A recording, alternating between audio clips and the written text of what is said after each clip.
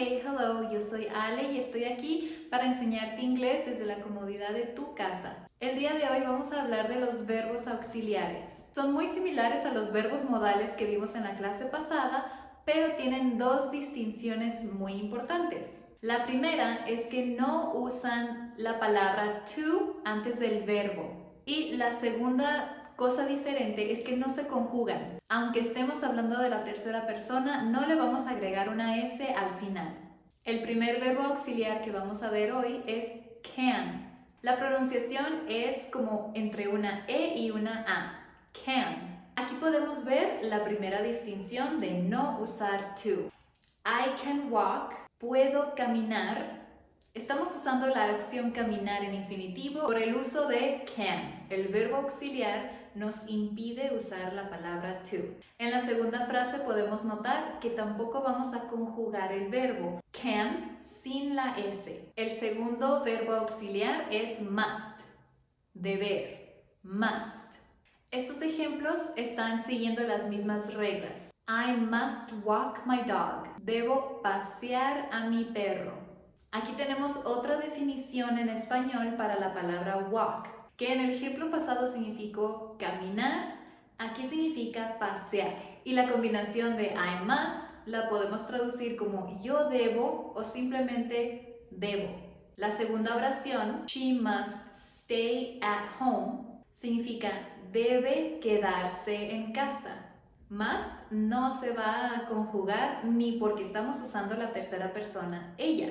El verbo auxiliar could puede significar dos cosas. Es el pasado de can, podía, o es el posible futuro, podría. You could hear my voice. You could lo podemos traducir como podías o podrías. Depende del contexto. ¿Qué significaría en español? ¿Podías oír mi voz?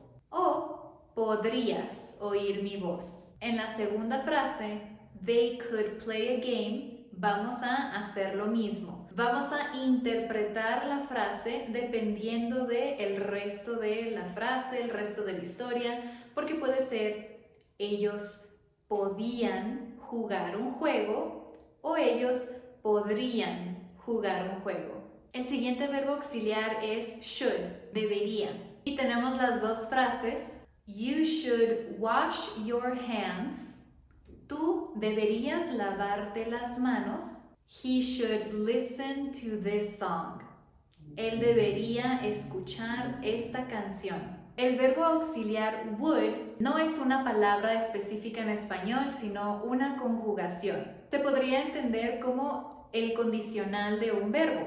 En la primera frase, I would like a soda, nos vamos a enfocar en el verbo like y le vamos a agregar la terminación ia. Me gustaría un refresco. En la segunda, he would sleep 12 hours. Al verbo sleep, dormir, le vamos a agregar el sufijo ia. Él dormiría 12 horas. La segunda frase es solamente una parte de una condición. Por ejemplo, él dormiría 12 horas si tuviera la oportunidad. Pero aquí solamente nos vamos a enfocar en la primera parte y cómo usar would, que no es una palabra en español, sino una conjugación del verbo. Estos tres verbos auxiliares son muy similares porque se pronuncian casi igual. No vamos a pronunciar la L. Would, could, should. Y el último verbo auxiliar que veremos en la clase de hoy es will, que igual que would no es una palabra, sino una conjugación en el futuro. En la primera frase nuestro verbo principal es work, pero como estamos usando el verbo auxiliar will, I will work, lo vamos a traducir como yo trabajaré. I will work 40 hours this week. Yo trabajaré 40 horas esta semana. En la segunda frase tenemos el verbo come. They will come. Lo vamos a traducir como ellos vendrán. They will come to my house. Ellos vendrán a mi casa. Y bueno, eso fue todo por el video de hoy. Espero les haya gustado y hayan entendido todo. Aquí les dejo 3 frases para que jueguen con ellas y usen verbos auxiliares diferentes. En la primera frase dice I, blank, drive their car. Yo, espacio, manejar su carro.